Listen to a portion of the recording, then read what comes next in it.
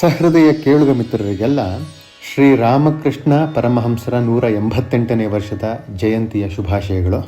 1836 ಬೆಂಗಾಲದಲ್ಲಿ ಹುಟ್ಟಿದ್ದಂತಹ ಶ್ರೀರಾಮಕೃಷ್ಣರ 188ನೇ ವರ್ಷದ ಜಯಂತಿಯನ್ನು ನಾವು ಆಚರಣೆ ಮಾಡ್ತಾ ಇದ್ದೀವಿ.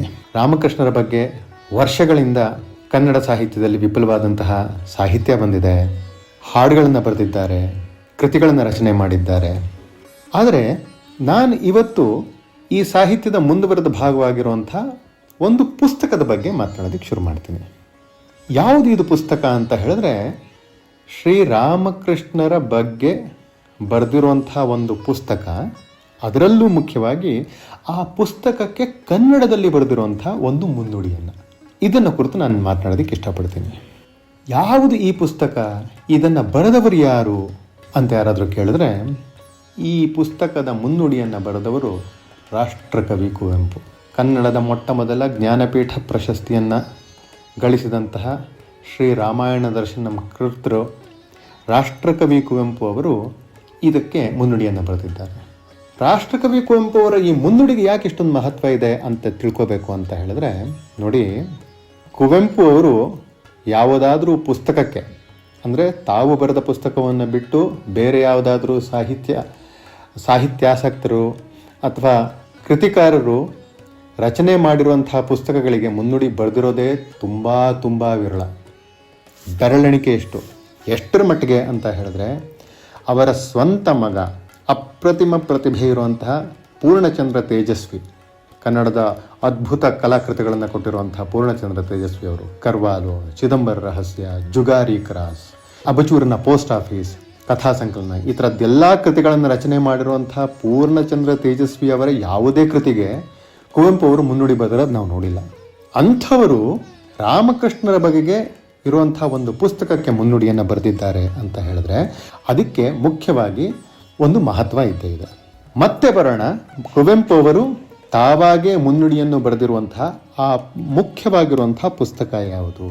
ಆ ಪುಸ್ತಕ ಕನ್ನಡದಲ್ಲಿ ಇದನ್ನು ರಾಮಕೃಷ್ಣ ವಚನವೇದ ಅಂತ ಕರೀತಾರೆ. ಇದು ಕನ್ನಡದಲ್ಲೇ ಬರೆದಿರುವಂತಹ ಪುಸ್ತಕವೇ ಅಲ್ಲ. ಇದರ ಮೂಲ ಬೆಂಗಾಲಿ. ಅಂದರೆ ಶ್ರೀರಾಮಕೃಷ್ಣರು ಆಡ್ತಾ ಇದ್ದಂತಹ ಮಾತೃಭಾಷೆ ಯಾವುದು, ಆ ಬೆಂಗಾಲಿ ಭಾಷೆಯಲ್ಲಿ ಇರುವಂತಹ ಪುಸ್ತಕ. ಆ ಬೆಂಗಾಲಿ ಭಾಷೆಯಲ್ಲಿ ಈ ಪುಸ್ತಕದ ಹೆಸರು ಕಥಾಮೃತ ಅಂತ. ಆಮೇಲೆ ಅದನ್ನು ಆಂಗ್ಲ ಭಾಷೆಗೆ ತರ್ಜನೆ ಮಾಡಿ ಇಂಗ್ಲೀಷ್ಗೆ ಟ್ರಾನ್ಸ್ಲೇಟ್ ಮಾಡಿದ್ಮೇಲೆ ಅದಕ್ಕೆ ದಿ ಗಾಸ್ಪೆಲ್ ಆಫ್ ಶ್ರೀರಾಮಕೃಷ್ಣ ಅಂತ ಒಂದು ಹೆಸರನ್ನು ಕೊಟ್ಟಿದ್ದಾರೆ. ಇದನ್ನು ಕನ್ನಡದಲ್ಲಿ ಶ್ರೀರಾಮಕೃಷ್ಣ ವಚನವೇದ ಅಂತ ಕರೆದಿದ್ದಾರೆ. ಈ ಪುಸ್ತಕಕ್ಕೆ, ಈ ಕನ್ನಡದ ಅವತರಣಿಕೆಗೆ ಕುವೆಂಪು ಅವರು ಒಂದು ಮುನ್ನುಡಿಯನ್ನು ಬರೆದಿದ್ದಾರೆ. ಆ ಮುನ್ನುಡಿ ಎಷ್ಟು ಪ್ರಮುಖವಾಗಿದೆ ಅಂತ ಹೇಳಿದ್ರೆ, ಈ ನಾನು ಹೇಳಿದ್ನಲ್ಲ ಕಥಾಮೃತ ಅನ್ನುವಂಥ ಪುಸ್ತಕ ಇದೆಯಲ್ಲ, ಭಾರತದ ಸುಮಾರು 15-17 ಭಾಷೆಗಳಿಗೆ ಇದು ಟ್ರಾನ್ಸ್ಲೇಟ್ ಆಗಿದೆ. ಇಂಗ್ಲೀಷ್ನಲ್ಲಿ ಇದನ್ನು ಟ್ರಾನ್ಸ್ಲೇಟ್ ಮಾಡಾಗಿದೆ. ಇಷ್ಟೇ ಯಾಕೆ, ಇದರ ಲಕ್ಷಾಂತರ ಪ್ರತಿಗಳು ಕಳೆದ 80 ವರ್ಷಗಳಲ್ಲಿ ದೇಶ ವಿದೇಶಗಳಲ್ಲಿ ಬಿಕರಿ ಆಗಿದ್ರೂ ಕೂಡ ಕುವೆಂಪು ಅವರು ಬರೆದಿರುವಂತಹ ಈ ಮುನ್ನುಡಿ ಇದೆಯಲ್ಲ, ಈ ಮುನ್ನುಡಿ ಈ ಪುಸ್ತಕಕ್ಕೆ ಬರೆದಿರುವಂತಹ ಅತ್ಯುತ್ತಮವಾದಂತಹ ಮುನ್ನುಡಿಗಳಲ್ಲಿ ಒಂದು ಅಂತ ಪರಿಗಣಿತವಾಗಿದೆ. ಹಾಗಾದರೆ ಕುವೆಂಪು ಅವರು ಈ ಮುನ್ನುಡಿಯಲ್ಲಿ ಬರೆದಿದ್ದಾದರೂ ಏನನ್ನ ಒಂಚೂರು ಓದ್ಬಿಡ್ತೀನಿ ಕೇಳಿ. ಶ್ರೀರಾಮಕೃಷ್ಣ ವಚನವೇದವೆಂದರೆ ಅದೊಂದು ಕರತಲ ದೇವಸ್ಥಾನ, ಕರತಲ ತಪೋರಂಗ, ಕರತಲ ಪುಣ್ಯಕ್ಷೇತ್ರ. ಇದು ಕುವೆಂಪು ಅವರು ಬರೆದಿರುವಂಥದ್ದನ್ನೇ ನಾನು ನೇರವಾಗಿ ಓದ್ತಾ ಇರುವಂಥದ್ದು. ಯಾರ ಜಿಹ್ವೆ, ಯಾರ ಮನೆಯಲ್ಲಿ ಈ ವಚನವೇದ ಇರುತ್ತದೆಯೋ ಅದು ಮಂದಿರವಾಗುತ್ತದೆ. ಯಾರ ಜಿಹ್ವೆ ಇದನ್ನು ಹಿಡಿದಿರುತ್ತದೆಯೋ ಅದು ಭಗವಂತನ ಪಾದಾರ ವಿಂದವನ್ನೇ ಧರಿಸಿರುತ್ತದೆ. ಯಾರ ಜಿಹ್ವೆ ಇದನ್ನು ಪಠಿಸುತ್ತದೆಯೋ ಅದು ಅಮೃತವನ್ನೇ ಈಂಟುತ್ತಿರುತ್ತದೆ. ಇದು ಆನಂದದ ಆಗರ, ಶಾಂತಿಯ ಸಾಗರ, ದಿವ್ಯ ಜ್ಞಾನದ ಓಗರ. ಕಷ್ಟದ ಸಮಯದಲ್ಲಿ ಧೈರ್ಯವೀಯುವ ಸಖ, ಸುಖದ ಸಮಯದಲ್ಲಿ ಸಮರ್ಪಣಾ ಭಾವವಿತ್ತು ವಿನಯ ಭಕ್ತಿಗಳನ್ನು ಪ್ರಚೋದಿಸುವ ಗುರು. ಕತ್ತಲಲ್ಲಿ ದೀಪ, ದಾರಿಗೆ ಊರುಗೋಲು, ದಿಕ್ಕುಗೆಡದಂತೆ ಗುರಿದೋರುವ ಧ್ರುವತಾರೆ. ಓದು ಬರುವ ಅತ್ಯಂತ ಸಾಮಾನ್ಯನೂ ಕೂಡ ಇದನ್ನು ಓದಿದ ಮೇಲೆ ಯಾವ ಪಂಡಿತನಿಗೂ ಕರುಬುವ ಅವಶ್ಯಕತೆ ಇಲ್ಲ. ಯಾವ ವಿದ್ವತ್ಪೂರ್ಣವಾದಂತಹ ತತ್ವಜ್ಞಾನಿಗೂ ಕೀಳೆಂದು ನಾಚಬೇಕಾಗಿಲ್ಲ. ಅದಕ್ಕೆ ಬದಲು ಭಗವಂತನ ಕೃಪೆಯಿಂದ ತನಗಿಂತಲೂ ಧನ್ಯವಿಲ್ಲ ಎಂದು ಅರಿತು ನಿರ್ಮಮನಾಗುತ್ತಾನೆ, ಶಾಂತನಾಗುತ್ತಾನೆ, ಪೂರ್ಣನಾಗುತ್ತಾನೆ. ಇಷ್ಟು ಸರ್ವಜನ ಸಾಮಾನ್ಯ ರೂಪದಲ್ಲಿ, ಇಷ್ಟು ಸರ್ವ ಸುಲಭ ರೂಪದಲ್ಲಿ ಭಗವಂತ ಎಂದು ಅವತರಿಸಿರಲಿಲ್ಲ. ಭಗವತ್ವಾಣಿ ತಾನೆಂದು ಕೃತಿಗೊಂಡಿರಲಿಲ್ಲ. ಈ ಮುನ್ನುಡಿಯ ಒಂದು ಭಾಗ. ಅಷ್ಟಕ್ಕೂ ಈ ಪುಸ್ತಕವನ್ನು, ಅಂದರೆ ಕಥಾಮೃತ ಪುಸ್ತಕವನ್ನು ಬರೆದವ್ರು ಯಾರು ಅಂತ ನೀವೇನಾದರೂ ಹುಡುಕಿದ್ರೆ ಆ ವ್ಯಕ್ತಿಯ ಪೂರ್ತಿ ಹೆಸರು ನಿಮಗೆ ಕಾಣಿಸೋದೇ ಇಲ್ಲ. ನಿಮಗೆ ಕಾಣಿಸೋದು ಮಾ ಅಂತ ಮಾತ್ರ. ಯಾರು ಈ ಮಾ? ಯಾಕೆ ಈ ವ್ಯಕ್ತಿ ತನ್ನ ಪೂರ್ತಿ ಹೆಸರನ್ನು ಹೇಳಿಲ್ಲ? ಇದರ ಹಿಂದಿನ ಉದ್ದೇಶ ಏನು ಅಂತ ತಿಳ್ಕೋಬೇಕು ಅಂತ ಹೇಳಿದ್ರೆ, ಈ ಮಾ ಅನ್ನುವಂತಹ ವ್ಯಕ್ತಿಯ ನಿಜವಾದಂತಹ ಪೂರ್ಣ ನಾಮಧೇಯ ಮಹೇಂದ್ರನಾಥ ಗುಪ್ತ ಅಂತ. ಅವನ ಬಗ್ಗೆ ಕುವೆಂಪು ಅವರನ್ನೇ ಈ ಮುನ್ನುಡಿಯಲ್ಲಿ ಒಂದು ಮಾತು ಹೇಳ್ತಾರೆ. ಶ್ರೀರಾಮಕೃಷ್ಣರ ಹೆಸರು ಜಗದ್ವ್ಯಾಪಿಯಾಗುವಂತೆಯೂ ಅವರ ಉಪದೇಶಾಮೃತ ಲೋಕದ ಹೃದಯಕ್ಕೆ ಪ್ರವಹಿಸುವಂತೆಯೂ ಮಾಡಿದ ಮಹಾನ್ ವ್ಯಕ್ತಿಗಳಲ್ಲಿ ಇಬ್ಬರು ಕಲಶಪ್ರಾಯವಾಗಿದ್ದಾರೆ. ಅವರಲ್ಲಿ ಒಬ್ಬರು ವಿಖ್ಯಾತರಾಮರು, ಮತ್ತೊಬ್ಬರು ಅಜ್ಞಾತರು ಅಥವಾ ಅನಾಮರು. ವಿಖ್ಯಾತರಾಮರು ಯಾರು? ಸ್ವಾಮಿ ವಿವೇಕಾನಂದ. ಮತ್ತು ಅಜ್ಞಾತರು ಅಥವಾ ಅನಾಮರು ಮಾ. ಒಂದು ಅಂದರೆ ಸ್ವಾಮಿ ವಿವೇಕಾನಂದರ ಬಗ್ಗೆ ಆಕಾಶದಲ್ಲಿ ತೊಳಗುವ ಸೂರ್ಯ, ಮತ್ತೊಂದು ಅಂದರೆ ಈ ಮಾ ಬಗ್ಗೆ ಮನೆ ಮನೆಯ ಹೃದಯದ ಗುಡಿಯಲ್ಲಿ ಬೆಳಗುವ ಹಣತೆ, ನಂದಾದೀಪ, ಕತ್ತಲೆಯಲ್ಲಿ ಭಾಸ್ಕರನಿಲ್ಲದ ವೇಳೆಯಲ್ಲಿಯೂ ತಂಪಿನ ಕಾಂತಿ ಶಾಂತಿಗಳನ್ನು ಕಣ್ಣು ಕೋರೈಸದಂತೆ ನಿರಾಡಂಬರವಾಗಿ ನೀಡುವ ಸೊಡರು, ಮುದ್ದು ಸೊಡರು, ತಾಯ್ತನದ ಸೊಡರು, ಹಣತೆ ಸೊಡರು. ಆತನು ತನ್ನ ಪೂರ್ಣನಾಮದಿಂದ ಪ್ರಪಂಚದ ಸಂತೆಯ ಬಯಲಿಗೆ ಬರಲು ನಾಚಿ, ಹೇಸಿ, ಹೆದರಿ ಮಾ ಎಂಬ ಮೊದಲಕ್ಕರದಿಂದ ಮಾತ್ರ ತೆರೆಮರೆಯಿಂದ ಇಣುಕಿದ ಎಲೆಮರೆಯ ಮಿಣುಕು ಹೂ. ಅದ್ಭುತ ನೋಡಿ, ಎಷ್ಟು ಅದ್ಭುತವಾಗಿ ಈ ವ್ಯಕ್ತಿಯ ಬಗ್ಗೆ ಕುವೆಂಪು ಬರೆದಿದ್ದಾರೆ. ಅವರು ಇದರಲ್ಲಿ ಹೇಳ್ತಾರೆ, ರಾಮಕೃಷ್ಣರ ಹೆಸರು ಜಗದ್ವ್ಯಾಪಿಯಾಗುವಂತೆ ಮಾಡಿದವರಲ್ಲಿ ಒಬ್ಬರು ವಿಖ್ಯಾತನಾಮರು ಅಂದರೆ ಸ್ವಾಮಿ ವಿವೇಕಾನಂದರು ಅಂತ. ನಮ್ಮೆಲ್ರಿಗೂ ಸ್ವಾಮಿ ವಿವೇಕಾನಂದರ ಬಗ್ಗೆ ಗೊತ್ತು. ಆದರೆ ಸ್ವಾಮಿ ವಿವೇಕಾನಂದರು ಮತ್ತು ರಾಮಕೃಷ್ಣ ಪರಮಹಂಸರ ನಡುವಿನ ಸಂಬಂಧದ ಬಗ್ಗೆ ಸ್ವಾಮಿ ವಿವೇಕಾನಂದರು ಹೇಳ್ಕೊಂಡಿರೋದು ತುಂಬ ಕಮ್ಮಿ. ಶ್ರೀರಾಮಕೃಷ್ಣರ ಜೀವನದ ಮುಖ್ಯ ದರ್ಶನ ಅಂದ್ರೇನು? ಎಲ್ಲ ಧರ್ಮಗಳು, ಎಲ್ಲ ಜಾತಿ, ಮತ, ಪಂಥಗಳೆಲ್ಲವೂ ಮೇಲ್ನೋಟಕ್ಕೆ ಬೇರೆ ಬೇರೆಯಾಗಿ ಕಂಡರೂ ಅವೆಲ್ಲವೂ ಮೂಲದಲ್ಲಿ ಒಂದೇ ಅನ್ನುವುದು ರಾಮಕೃಷ್ಣರ ಜೀವನದ ದರ್ಶನ, ಅತ್ಯಂತ ಮುಖ್ಯವಾಗಿರುವಂತಹ ದರ್ಶನ. ಅದನ್ನೇ ಅವರು ತುಂಬ ಚೆನ್ನಾಗಿ ಒಂದು ಕಥೆಯನ್ನು ಹೇಳ್ತಾರೆ. ಏನಂತ ಹೇಳಿದ್ರೆ, ಒಂದು ದೊಡ್ಡ ಕೊಳ ಇರುತ್ತೆ. ಆ ಕೊಳಕ್ಕೆ ಒಬ್ಬ ಆಂಗ್ಲದವನು ಅಂದರೆ ಒಬ್ಬ ಇಂಗ್ಲೀಷ್ನವನು ಹೋಗ್ಬಿಟ್ಟಿದ್ದಾನೆ. ಅಲ್ಲೊಂದು ಜಗ್ ನೀರನ್ನ ತಗೊಂಡ್ರೆ ಆ ನೀರನ್ನು ವಾಟರ್ ಅಂತ ಕರೀತಾನೆ. ಒಬ್ಬ ಮುಸಲ್ಮಾನ ಆ ನೀರನ್ನು ತೆಗೆದುಕೊಂಡ್ರೆ ಅದನ್ನು ಪಾಣಿ ಅಂತ ಕರೀತಾನೆ. ಒಬ್ಬ ಹಿಂದೂ ಧರ್ಮದವನು ಅದನ್ನು ತೆಗೆದುಕೊಂಡ್ರೆ ಜಲ ಅಂತ ಕರೀತಾನೆ. ಇನ್ನೊಬ್ಬ ಹೋದರೆ ಅದನ್ನು ಆಕ್ವಾ ಅಂತ ಕರೀತಾನೆ. ಕೊಳ ಒಂದೇ, ಅದರಲ್ಲಿರುವಂತಹ ಜಲದ ಮೂಲ ಒಂದೇ, ತೆಗೆದುಕೊಳ್ಳುವ ವ್ಯಕ್ತಿ ಅದಕ್ಕೆ ಬೇರೆ ಬೇರೆ ಹೆಸರನ್ನು ಕೊಡ್ತಾರೆ. ಹಾಗೆಯೇ ಪ್ರಪಂಚದಲ್ಲಿ ದೇವರು ಒಂದೇ ಅಥವಾ ಸತ್ಯ ಅನ್ನುವುದು ಒಂದೇ, ಅದನ್ನು ವ್ಯಕ್ತಿಗಳು ತಮಗೆ ತಿಳಿದ ರೀತಿಯಲ್ಲಿ ವಿವರಿಸ್ತಾರೆ ಅನ್ನೋದನ್ನ ಶ್ರೀರಾಮಕೃಷ್ಣರು ತಮ್ಮ 12 ವರ್ಷಗಳ ಜೀವನದಲ್ಲಿ ಮಾಡಿದಂತಹ ಸಾಧನೆಯ ಮೂಲಕ ಕಂಡುಹಿಡ್ಕೊಂಡ್ರು. ಈ ಪಾಠವನ್ನು, ಶ್ರೀರಾಮಕೃಷ್ಣರ ಸರ್ವಧರ್ಮ ಸಮನ್ವಯತೆ ಅನ್ನುವಂಥ ಪಾಠವನ್ನು ಸ್ವಾಮಿ ವಿವೇಕಾನಂದರು 1893 ಸೆಪ್ಟೆಂಬರ್ 11 ಚಿಕಾಗೋನಲ್ಲಿ ನಡೆದಂತಹ ವಿಶ್ವಧರ್ಮ ಸಮ್ಮೇಳನದಲ್ಲಿ ಶ್ರೀರಾಮಕೃಷ್ಣರಿಗೆ ಪಾಠ ಒಪ್ಪಿಸುವಂತೆ ಜಗತ್ತಿಗೆ ತಿಳಿಸಿದರು. ಸ್ವಾಮಿ ವಿವೇಕಾನಂದರು ಏನು ಹೇಳ್ತಾರೆ ಅಂತ ಹೇಳಿದ್ರೆ, ನಾನು ಚಿಕ್ಕಂದಿನಿಂದ ನನ್ನ ಒಂದು ಮಂತ್ರವನ್ನು ಕೇಳ್ಕೊಂಬಂದಿದ್ದೀನಿ. ಅದರಲ್ಲಿ ಏನು ಹೇಳುತ್ತೆ ಅಂತ ಹೇಳಿದ್ರೆ, ಹೇಗೆ ಎಲ್ಲ ನದಿಗಳು ಬೇರೆ ಬೇರೆ ಜಾಗಗಳಲ್ಲಿ ಉಗಮವಾಗಿದ್ದರೂ ಕೂಡ ಕೊನೆಗೆ ಬಂದು ಸಾಗರವನ್ನು ಸೇರುತ್ತವೆಯೋ, ಹಾಗೆಯೇ ಜಗತ್ತಿನಲ್ಲಿ ಸತ್ಯಗಳು ಬೇರೆ ಬೇರೆ ಇದ್ದರೂ ಅವೆಲ್ಲಕ್ಕೂ ಆಕರ, ಅವೆಲ್ಲವೂ ಕೊನೆಗೆ ಸೇರುವಂತಹ ಗುರಿ ಒಂದೇ ಅನ್ನೋದನ್ನು ಸ್ವಾಮಿ ವಿವೇಕಾನಂದರು ಆ ಭಾಷಣದಲ್ಲಿ ಹೇಳಿದರು. ಆ ಭಾಷಣಕ್ಕೆ ಮುಖ್ಯವಾಗಿರುವಂತಹ ಕಾರಣ ಏನು ಅಂದರೆ, ಶ್ರೀರಾಮಕೃಷ್ಣರು ತಮ್ಮ ಜೀವನದಲ್ಲಿ ಕಂಡುಕೊಂಡಂತಹ ಸತ್ಯ. ಆದರೆ ಸ್ವಾಮಿ ವಿವೇಕಾನಂದರು ಶ್ರೀರಾಮಕೃಷ್ಣರ ಬಗ್ಗೆ ಅಲ್ಲಲ್ಲಿ ಕೆಲವು ಕಡೆ ಹೇಳಿದ್ದಾರೆ ಹೊರತು ಅವರ ಜೀವನ ಚರಿತ್ರೆಯನ್ನು ಬರೆದಿಲ್ಲ.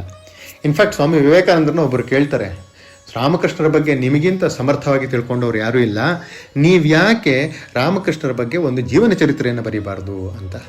ಆಗ ಸ್ವಾಮಿ ವಿವೇಕಾನಂದ ಹೇಳ್ತಾರೆ, ತಮ್ಮ ನಿನಗೆ ಕೈ ಮುಗಿತೀನಿ, ಬೇಕಾದರೆ ಇಡೀ ಸಾಗರವನ್ನು ಆಪೋಷಣೆ ತೆಗೆದುಕೊಂಡ್ಬಿಡು ಅಂತ ಹೇಳು, ನಾನು ತೆಗೆದುಕೊಳ್ತೀನಿ. ಅಥವಾ ದೊಡ್ಡ ಹಿಮಾಲಯ ಪರ್ವತವನ್ನು ಪುಡಿ ಮಾಡು ಅಂತ ಹೇಳು, ಅದನ್ನು ಬೇಕಾದ್ರೂ ಮಾಡ್ತೀನಿ. ಆದರೆ ರಾಮಕೃಷ್ಣರ ಬಗ್ಗೆ ಅವರ ಜೀವನ ಚರಿತ್ರೆಯನ್ನು ಬರಿ ಅನ್ನುವಂಥ ದುಸ್ಸಾಹಸಕ್ಕೆ ಮಾತ್ರ ನನ್ನ ಕೈ ಹಾಕು ಅಂತ ಹೇಳ್ಬೇಡ ಅಂತ ಹೇಳಿಬಿಟ್ರು. ಅಂಥ ಸ್ವಾಮಿ ವಿವೇಕಾನಂದರು ರಾಮಕೃಷ್ಣರ ಬಗ್ಗೆ ಒಂದು ಇಂಗ್ಲೆಂಡಿನಲ್ಲಿ 1899 ನಡೆದಂಥ ಒಂದು ಭಾಷಣ, ನನ್ನ ಗುರುದೇವ ಅನ್ನೋದ್ರ ಬಗ್ಗೆ ರಾಮಕೃಷ್ಣರ ಬಗ್ಗೆ ಮಾತನಾಡಿದ್ದಾರೆ. ಅದನ್ನು ಬಿಟ್ಟರೆ ಸ್ವಾಮಿ ವಿವೇಕಾನಂದರು ರಾಮಕೃಷ್ಣರ ಬಗ್ಗೆ, ಅವರ ಜೀವನ ಚರಿತ್ರೆಯ ಬಗ್ಗೆ ಯಾವತ್ತೂ ವಿಶದವಾಗಿ ಹೇಳಿಲ್ಲ. ಆ ಕೆಲಸವನ್ನು ಮಾಡಿದವರು ಕುವೆಂಪು ಅವರು ಹೇಳ್ತಾರಲ್ಲ, ಅಜ್ಞಾತರು ಅಥವಾ ಅನಾಮರು ಆದಂತಹ ಅಥವಾ ಮಹೇಂದ್ರನಾಥ ಗುಪ್ತ. ಹಾಗಾದರೆ ಮಹೇಂದ್ರನಾಥ ಗುಪ್ತರು ಶ್ರೀರಾಮಕೃಷ್ಣರ ಬಗ್ಗೆ ಜೀವನ ಚರಿತ್ರೆಯನ್ನು ಬರೆದಿದ್ದಾರಾ? ಅಥವಾ ಅವರು ಬರೆದಿರುವಂಥ ಈ ಕಥಾಮೃತ ಅನ್ನೋದು ಒಂದು ಜೀವನ ಚರಿತ್ರೆಯೇ ಅಂತ ಕೇಳಿದ್ರೆ ಅಲ್ಲವೇ ಅಲ್ಲ. ಮೊದಲು ಈ ಅಂದರೆ ಯಾರು ಅಂತ ತಿಳ್ಕೊಂಡ್ರೆ ಅವ್ರು ಏನು ಬರೆದಿದ್ದಾರೆ ಅಂತ ಅರ್ಥ ಆಗುತ್ತೆ. ಅಂತ ಹೇಳಿದ್ರೆ ಅಥವಾ ಮಹೇಂದ್ರನಾಥ ಗುಪ್ತ ಅನ್ನೋರು ಕಲ್ಕತ್ತೆಯಲ್ಲಿ ಈಶ್ವರಚಂದ್ರ ವಿದ್ಯಾಸಾಗರ್ ನಡೆಸ್ತಾ ಇದ್ದಂಥ ಒಂದು ಶಾಲೆಯಲ್ಲಿ ಒಬ್ಬ ಮೇಸ್ಟ್ರಾಗಿ ಕೆಲಸ ಮಾಡ್ತಾ ಇದ್ದವರು. ಅವರು ಸಮಯ ಸಿಕ್ಕಾಗ ಶ್ರೀರಾಮಕೃಷ್ಣರು ಇದ್ದಂಥ ದಕ್ಷಿಣೇಶ್ವರ ಅನ್ನುವಂಥ ಜಾಗ, ಕಲ್ಕತ್ತೆಯಿಂದ ಅವತ್ತಿನ ಕಾಲಕ್ಕೆ ಕಲ್ಕತ್ತೆಯ ಔಟ್ಸ್ಕರ್ಟ್ಸು, ಊರ ಹೊರಗೆ ಇದ್ದಂಥ ಒಂದು ದೇವಸ್ಥಾನಕ್ಕೆ ಬರ್ತಾ ಇದ್ರು. ಅವ್ರು ಯಾವಾಗ ಸಮಯ ಸಿಗ್ತಾ ಇದ್ದಿದ್ದು, ಶನಿವಾರ ಭಾನುವಾರ ಇರ್ತಾ ಇತ್ತು, ಆ ದಿನಗಳಲ್ಲಿ ಬರ್ತಾ ಇದ್ರು. ಆ ದಿನಗಳಲ್ಲಿ ತಾವು ಇದ್ದಂಥ ಸಮಯ ಏನು, ಒಂದು 5 ಗಂಟೆನೋ 6 ಗಂಟೆಗಳ ಕಾಲ ಏನಿರ್ತಾ ಇತ್ತೋ ಆ ಸಮಯವನ್ನು ಕಳೆದಿದ್ರು. ಅದನ್ನು ಯಥಾವತ್ತು ಶಬ್ದ ರೂಪಗಳಲ್ಲಿ ಚಿತ್ರಿಸಿದ್ದಾರೆ. ಏನೇನು ಚಿತ್ರ ಮಾಡಿದ್ದಾರೆ, ಆ ದಕ್ಷಿಣೇಶ್ವರಕ್ಕೆ ಯಾರ್ಯಾರ ವ್ಯಕ್ತಿಗಳು ಬರ್ತಾ ಇದ್ರು, ಅದರ ಸ್ಥಳ ಹೇಗಿತ್ತು, ಅದರ ಪರಿಸರ ಹೇಗಿತ್ತು, ಹವಾಮಾನ ಹೇಗಿತ್ತು ಅಂತ ಕೂಡ ಬರ್ತಿದ್ದಾರೆ. ಅವತ್ತಿನ ದಿವಸ ಚಳಿ ಜಾಸ್ತಿ ಇದೆ, ಇವತ್ತಿನ ದಿವಸ ಸೆಖೆ ಜಾಸ್ತಿ ಇದೆ. ರಾಮಕೃಷ್ಣರು ಕೂತಿದ್ದಂತಹ ಚಿಕ್ಕ ಮಂಚ, ಅವರು ಹಾಕ್ಕೊಳ್ತಾ ಇದ್ದಂತಹ ಬಟ್ಟೆ, ಅವರು ತಿಂತಾ ಇದ್ದಂತಹ ಆಹಾರ, ಅವರು ಆಡ್ತಾ ಇದ್ದಂತಹ ಮಾತು, ಕೊಟ್ಟಂತಹ ಉಪದೇಶ, ಹೀಗೆ ಪ್ರತಿಯೊಂದನ್ನು ಚಾಚು ತಪ್ಪದೆ ಕಣ್ಣಿಗೆ ಕಟ್ಟುವಂತೆ ಚಿತ್ರಿಸಿದ್ದಾರೆ. ಅಂದರೆ ಒಬ್ಬ ವ್ಯಕ್ತಿಯ ಒಂದು ಪರ್ಸನಲ್ ಡೈರಿ ಅಷ್ಟೇನೇನೆ ಈ ಕಥಾಮೃತ ಅನ್ನೋದು. ಇದನ್ನು ಯಾವ ಉದ್ದೇಶಕ್ಕೆ ಮಹೇಂದ್ರನಾಥ ಗುಪ್ತ ಬರೆದಿದ್ದಾರೆ? ಮುಂದೆ ಜಗತ್ತಿಗೆ ಒಳಿತಾಗಲಿ, ಉಪಯೋಗ ಆಗಲಿ ಅನ್ನೋ ಕಾರಣಕ್ಕೆ ಬರೆದಿದ್ದಾರೆ ಅಂತ ಅಂದ್ಕೊಂಡ್ರ? ಅದೂ ಅಲ್ಲ. ಪ್ರತಿ ದಿವಸ ಹೋಗೋದಿಕ್ಕೆ ಸಾಧ್ಯವಿಲ್ಲವಲ್ಲ, ಅದಕ್ಕೆ ತನ್ನ ಉಪಯೋಗಕ್ಕೆ, ಅಂದರೆ ಯಾವುದಾದ್ರೂ ಲೆಕ್ಚರ್ ಕೇಳ್ಕೊಂಬಂದ್ರೆ ನೋಟ್ಸ್ ಮಾಡ್ಕೊತಾರೆ ನೋಡಿ, ಆ ಥರ ತನ್ನ ಉಪಯೋಗಕ್ಕೆ ಅಂತ ಮಾಡ್ಕೊಂಡಿರುವಂಥ ಪರ್ಸ್ನಲ್ ನೋಟ್ಸ್. ಅಂಥ ಪರ್ಸ್ನಲ್ ನೋಟ್ಸ್ ಆಗಿರುವಂಥ ಒಂದು ಪುಸ್ತಕ ಕಥಾಮೃತ. ಈ ಪುಸ್ತಕವನ್ನು ಸ್ವಾಮಿ ವಿವೇಕಾನಂದರಿಗೆ ಯಾರೋ ಹೇಳಿದ್ರಂತೆ, ನೋಡಿ ರಾಮಕೃಷ್ಣರ ಜೊತೆ 5 ವರ್ಷ ಕಾಲ ಕಳೆದ್ರಲ್ಲ, ಅಂದರೆ 1881ರಿಂದ 1886ರವರೆಗೆ 5-6 ವರ್ಷಗಳ ಕಾಲ ದಕ್ಷಿಣೇಶ್ವರಕ್ಕೆ ಹೋಗಿ ಬರ್ತಾ ಇದ್ದಾಗ ಮಾಡ್ಕೊಂಡಿದ್ದಂಥ ಎಂಟ್ರೀಸ್ ಇದೆಯಲ್ಲ, ಅವನ್ನೆಲ್ಲ ಕೂತ್ಕೊಂಡು ನೋಟ್ಸ್ ಮಾಡಿ ಅವರು ಒಂದು ಡೈರಿ ಥರ ಬರೆದಿದ್ದಾರೆ ಅಂತ ವಿವೇಕಾನಂದರು ಹೇಳಿದ್ರಂತೆ. ವಿವೇಕಾನಂದರು ಅವ್ರನ್ನ ಕರೆದ್ರಂತೆ, ಇಲ್ಲಿ ತೋರಿಸಿ, ನನಗೆ ಏನು ಬರೆದಿದ್ದೀರಾ ಅಂತ ತೋರಿಸಿ ಅಂತ. ಅವ್ರಿಗೆ ಪಾಪ ತೊಗೊಂಡು ಹೋಗಿ ತೋರಿಸೋದಿಕ್ಕೂ ನಾಚಿಕೆ, ಒಂಥರ ಮುಜುಗರ. ಅಯ್ಯೋ, ನನಗೇನು ನನ್ನ ಉಪಯೋಗಕ್ಕೆ ಅಂತ ಬರ್ಕೊಂಡಿದ್ದು ಸ್ವಾಮೀಜಿ ಅಂತ ಹೇಳಿದ್ರೆ, ಇಲ್ಲ ನನಗೆ ಕೊಡಿ ಅಂತ ಹೇಳಿದಾಗ ಕೊಟ್ಟಂತಹ ಪುಸ್ತಕವನ್ನು ಓದ್ತಾ ಸ್ವಾಮಿ ವಿವೇಕಾನಂದರ ಕಣ್ಣಲ್ಲಿ ಹೇಗೆ ಆನಂದ ಭಾಷ್ಪ ಬಂತಂತೆ ಅಂದರೆ, ಅವ್ರು ಹೇಳ್ತಾರೆ, ಮಿಸ್ಟರ್ ಎಂ, ಜಗತ್ತಿಗೆ ನೀನು ಎಂಥ ಉಪಯೋಗವನ್ನು ಮಾಡಿದ್ದೀಯಾ ಅನ್ನೋದು ನಿನಗೆ ಗೊತ್ತಿಲ್ಲ. ನಿನ್ನ ಈ ಕೃತಿಗೆ, ನಿನ್ನ ಈ ಕೆಲಸಕ್ಕೆ ಮುಂದಿನ ಜಗತ್ತು ಮತ್ತು ಇತಿಹಾಸ ಯಾವಾಗಲೂ ಕೃತಜ್ಞವಾಗಿರುತ್ತೆ ಅಂತ ಹೇಳ್ತಾರೆ. ಅಂಥ ಪುಸ್ತಕದ ಬಗ್ಗೆನೇ ಕುವೆಂಪು ಮುನ್ನುಡಿಯನ್ನು ಬರೆದಿತ್ತು.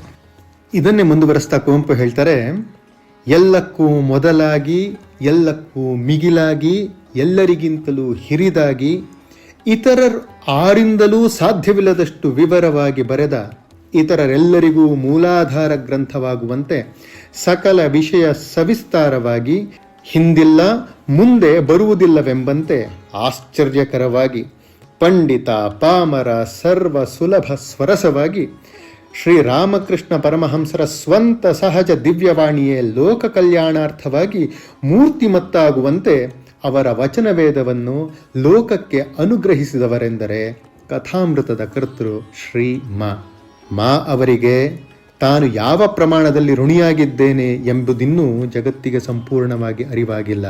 ಮತ್ತೊಂದು ಸರ್ತಿ ಹೇಳ್ತಾ ಇದ್ದೀನಿ, ಅವರಿಗೆ ತಾನು ಯಾವ ಪ್ರಮಾಣದಲ್ಲಿ ಋಣಿಯಾಗಿದ್ದೇನೆ ಎಂಬುದಿನ್ನೂ ಜಗತ್ತಿಗೆ ಸಂಪೂರ್ಣವಾಗಿ ಅರಿವಾಗಿಲ್ಲ. ಸ್ವಾಮಿ ವಿವೇಕಾನಂದರು ಶ್ರೀರಾಮಕೃಷ್ಣ ಮಹಾಸಂಘದ ಸಂಸ್ಥಾಪನೆ ಮಾಡಿದುದಕ್ಕೆ ಸಮಸಂವಾದಿಯಾಗಿ ಹೆಗಲೆಣೆಯಾಗಿ ನಿಲ್ಲುತ್ತದೆ ಮಾ ಅವರ ಶ್ರೀರಾಮಕೃಷ್ಣ ವಚನವೇದ ಮೇರುಕೃತಿ. ಕುವೆಂಪು ಅವರು ಮಾಡ್ತಾ ಇರುವಂತಹ ಡಿಕ್ಲರೇಷನ್ನು, ಸ್ವಾಮಿ ವಿವೇಕಾನಂದರು ಶ್ರೀರಾಮಕೃಷ್ಣ ಮಹಾಸಂಘ ಅನ್ನೋದನ್ನು ಸ್ಥಾಪನೆ ಮಾಡಿ ಸುಮಾರು 125 ವರ್ಷಗಳ ನಂತರವೂ ಕೂಡ ಹೇಗೆ ಅದು ಸಮಾಜಮುಖಿಯಾಗಿ ಆಧ್ಯಾತ್ಮದಲ್ಲಿ ಮತ್ತು ಧಾರ್ಮಿಕ ಕಾರ್ಯಗಳಲ್ಲಿ, ಆರೋಗ್ಯ, ಶಿಕ್ಷಣ, ಪ್ರತಿಯೊಂದು ಕ್ಷೇತ್ರದಲ್ಲೂ ಲಕ್ಷಾಂತರ ಜನಗಳಿಗೆ, ಕೋಟ್ಯಾಂತರ ಜನಗಳಿಗೆ ದೇಶ ವಿದೇಶಗಳಲ್ಲಿ ಸಹಾಯ ಮಾಡ್ತಾ ಇರುವಂತಹ ಸಂಸ್ಥೆ ಏನಿದೆಯೋ ಆ ಸಂಸ್ಥೆಯನ್ನು ನೀವು ತಕ್ಕಡಿಯಲ್ಲಿ ಒಂದು ಕಡೆ ಇಟ್ಟರೆ ಅಷ್ಟೇ ತೂಕಕ್ಕಿರುವಂಥದ್ದು ಮಾ ಅವರು ಬರೆದಿರುವಂಥ ಈ ವಚನವೇದ ಪುಸ್ತಕ ಅಂತ ಕುವೆಂಪು ಹೇಳ್ತಾರೆ. ಮತ್ತೆ ಇನ್ನೊಂದು ಸರ್ತಿ ಹೇಳ್ತಾರೆ, ಮಾ ಅವರಿಗೆ ತಾನು ಯಾವ ಪ್ರಮಾಣದಲ್ಲಿ ಋಣಿಯಾಗಿದ್ದೇನೆ ಎಂಬುದಿನ್ನು ಜಗತ್ತಿಗೆ ಸಂಪೂರ್ಣವಾಗಿ ಅರಿವಾಗಿಲ್ಲ ಅಂತ. ಇದು ದೊಡ್ಡ ಡಿಕ್ಲರೇಷನ್ನು. ಯಾತಕ್ಕೆ ಈ ಥರ ಹೇಳಿದ್ದಾರೆ ನೋಡಿ. ನಾವು ಯಾವುದಾದ್ರೂ ಒಂದು ಕೋರ್ಟ್ ಹೋಗ್ತೀವಿ ಅಂತ ಹೇಳಿದ್ರೆ, ಕೋರ್ಟಲ್ಲಿ ನೀವು ಯಾವುದಾದ್ರೂ ಕೇಸ್ ಗೆಲ್ಲಬೇಕು ಅಂತ ಹೇಳಿದ್ರೆ ನಿಮಗೆ ಸಾಕ್ಷಿ ಪುರಾವೆಗಳು ತುಂಬ ಗಟ್ಟಿಯಾಗಿರಬೇಕು. ಆಧ್ಯಾತ್ಮಿಕ ಇತಿಹಾಸ ಅಂತ ಏನಾದರೂ ಇತ್ತು, ಯಾರೋ ಒಬ್ಬರು ವ್ಯಕ್ತಿಗಳಿದ್ರಂತೆ, ಇವ್ರು ಇರಲೇ ಇಲ್ಲ, ಇವರಿದ್ದರು ಅಂತ ನಮಗೆ ನಂಬಿಕೆನೇ ಇಲ್ಲ ಅಂತ ಯಾವುದಾದ್ರೂ ವ್ಯಕ್ತಿಗಳು ಹೇಳೋಗಿತ್ತು ಅಂತ ಹೇಳಿದ್ರೆ, ಅಂಥ ಕೋರ್ಟ್ ಕೇಸಲ್ಲಿ ಸರಿಯಾದಂತಹ ಸಾಕ್ಷಿ ಪುರಾವೆಯನ್ನು ಏನಾದರೂ ಒದಗಿಸುವುದಕ್ಕೆ ಸಾಧ್ಯ ಆಗತ್ತೆ ಅಂತ ಹೇಳಿದ್ರೆ ಅದು ಭಗವದ್ವಾಣಿ ಅಂತ. ನೋಡಿ, ನಮ್ಮಲ್ಲಿ ವೇದಗಳಾಯಿತು ಅಂತ ಹೇಳಿದ್ರೆ ಋಷಿಗಳಿಂದ ಬಂದಿದ್ದು, ಯಾವ ಋಷಿಗಳು ಅಂತ ನಮಗೆ ಗೊತ್ತಿಲ್ಲ. ಆದರೆ ಸುಮಾರು 2000 ವರ್ಷಗಳ ಹಿಂದೆ ಭಗವಾನ್ ಕ್ರಿಸ್ತ ಹೇಳಿದ್ದಂತಹ ಉಪದೇಶಗಳನ್ನೆಲ್ಲ ಅವನ ಶಿಷ್ಯಂದರೆಲ್ಲ ಸೇರಿಕೊಂಡು ಒಂದು ಪುಸ್ತಕವನ್ನು ಮಾಡಿದ್ರು. ಅದನ್ನು ಬೈಬಲ್ ಅಂತ ಕರೆದ್ರು. ಅದರಲ್ಲಿ ಕ್ರಿಸ್ತ ಭಗವಾನನ ಉಪದೇಶಗಳು ಮಾತ್ರ ಬಂತು. ಅದಾದ 700 ವರ್ಷಗಳ ನಂತರ ಮೊಹಮ್ಮದ್ ಪೈಗಂಬರರಿಗೆ ಏನು ಸತ್ಯವನ್ನು ಹೊಳಿತೋ ಅದನ್ನು ಅವರ ಶಿಷ್ಯಂದರೆಲ್ಲ ದಾಖಲೆ ಮಾಡಿಕೊಂಡ್ರು. ಅದನ್ನು ಖುರಾನ್ ಮತ್ತು ಹದೀಸ್ ಅಂತ ಬರೆದ್ರು. ಆದರೆ 18ನೇ 19ನೇ ಶತಮಾನದಲ್ಲಿ ಯಾವಾಗ ಸೈಂಟಿಫಿಕ್ ಟೆಂಪರ್ಮೆಂಟ್, ವೈಜ್ಞಾನಿಕ ಮನೋಭಾವ ಅನ್ನೋದು ಮುಖ್ಯವೋ, ಪ್ರತಿಯೊಂದಕ್ಕೂ ಪ್ರಶ್ನೆ ಮಾಡಲೇಬೇಕು ಅಂತ ಇರುತ್ತೋ, ಎಲ್ಲದಕ್ಕೂ ಪ್ರೂಫ್ ಕೇಳ್ತಾರೆ. ರಾಮಕೃಷ್ಣರ ಜೀವನ, ರಾಮಕೃಷ್ಣ ಅನ್ನುವಂಥ ವ್ಯಕ್ತಿಗಳು, ಶ್ರೀರಾಮಕೃಷ್ಣ ಪರಮಹಂಸ ಅನ್ನುವಂಥ ವ್ಯಕ್ತಿ ಹೀಗಿದ್ರ ಅಂತ ತಿಳ್ಕೊಳ್ಳೋದಕ್ಕೆ ನಮ್ಮ ಹತ್ರ ರಾಮಕೃಷ್ಣರ 3 ಫೋಟೋಗ್ರಾಫ್ನ ಬಿಟ್ಟರೆ ಬೇರೆ ಏನು ಪುರಾವೆಗಳಿಲ್ಲ. ಅದನ್ನು ಬಿಟ್ಟರೆ ರಾಮಕೃಷ್ಣರ ಶಿಷ್ಯಂದರು ಹೇಳಿರುವಂಥ ವಿಷಯಗಳು ಬಿಟ್ಟರೆ ಬೇರೆ ಏನೂ ಇಲ್ಲ. ಆದರೆ ರಾಮಕೃಷ್ಣರ ಏನು ಮಾತುಗಳಿದೆಯೋ ಆ ಮಾತುಗಳ ಹಿಂದಿನ ವ್ಯಕ್ತಿತ್ವ ಏನು ಅನ್ನೋದನ್ನು ಎಳೆಯಾಗಿ ಯಾರಾದರೂ ಬಿಡಿಸಿದ್ರೆ ಅದು ಮಾ ಅನ್ನೋರು ಅಥವಾ ಮಾಸ್ಟರ್ ಮಹಾಶಯ ಅನ್ನೋರು ತಮ್ಮ ಆ ಕಥಾಮೃತ ಅನ್ನುವಂತಹ ಪುಸ್ತಕದಲ್ಲಿ. ಹಾಗಾಗಿ ಆಧ್ಯಾತ್ಮಿಕ ಇತಿಹಾಸದಲ್ಲಿ ಅತ್ಯಂತ ಪ್ರಮುಖವಾಗಿರುವಂತಹ ಸಾಕ್ಷಿ ಅಂತ ಏನಾದರೂ ಇತ್ತು ಅಂತ ಹೇಳಿದ್ರೆ ಮಾ ಅವರ ಈ ಕಥಾಮೃತ. ಅದಕ್ಕೆ ಜಗತ್ತು ಋಣವಾಗಿರಬೇಕು ಅಂತ ಕುವೆಂಪು ಮತ್ತೆ ಹೇಳೋದು.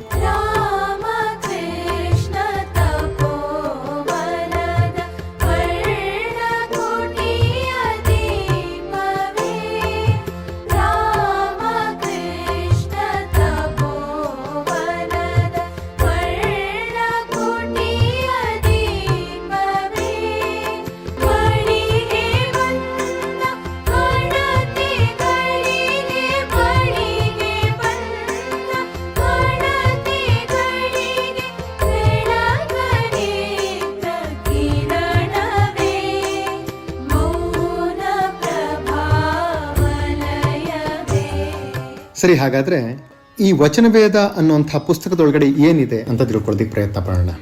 ಈ ವಚನವೇದ ಪುಸ್ತಕಕ್ಕೆ 2 ಭಾಗಗಳಿವೆ. ಮೊದಲನೇದನ್ನು ಪೂರ್ವಾರ್ಧ ಅಂತ ಕರೀತಾರೆ. ಅಂದರೆ 1881ರಿಂದ 1884ರವರೆಗೆ ಮಾ ಅಥವಾ ಅವನನ್ನು ಮಾಸ್ಟರ್ ಮಹಾಶಯ ಅಂತ ಕೂಡ ಕರಿತಾ ಇದ್ರು. ಮಾಸ್ಟರ್ ಮಹಾಶಯ ಈ 4 ವರ್ಷಗಳ ಕಾಲ ಶ್ರೀರಾಮಕೃಷ್ಣರ ದಕ್ಷಿಣೇಶ್ವರದ ದಿನಗಳನ್ನು ಚಿತ್ರಿಸಿದ್ದಾರೆ. 2ನೆಯ ಭಾಗವನ್ನು ಉತ್ತರಾರ್ಧ ಅಂತ ಕರೀತಾರೆ. ಅಂದರೆ 1884ರಿಂದ 1886ರವರೆಗೆ ಶ್ರೀರಾಮಕೃಷ್ಣ ಪರಮಹಂಸರ ದೇಹಾವಸಾನ ಆಗುವ ಕಡೆಯ ದಿನದವರೆಗೆ ಇದರ ಎಂಟ್ರೀಸ್ ಇದೆ.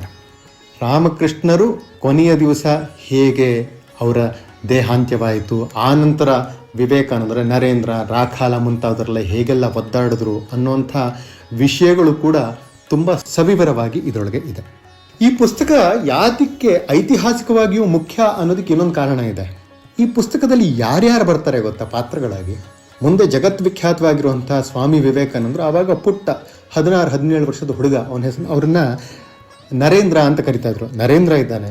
ಅವತ್ತಿನ ಭಾರತದ ಶ್ರೇಷ್ಠ ವಾಗ್ಮಿ, ಇಂಗ್ಲೆಂಡಿನ ರಾಣಿ ವಿಕ್ಟೋರಿಯಾ ರಾಣಿಯ ಮುಂದೆ ಹೋಗಿ ಶಭಾಷ್ ಅಂತ ಕರೆಸ್ಕೊಂಡಂತಹ ಕೇಶವಚಂದ್ರ ಸೇನಾ ಅಂತ ಇದ್ದ.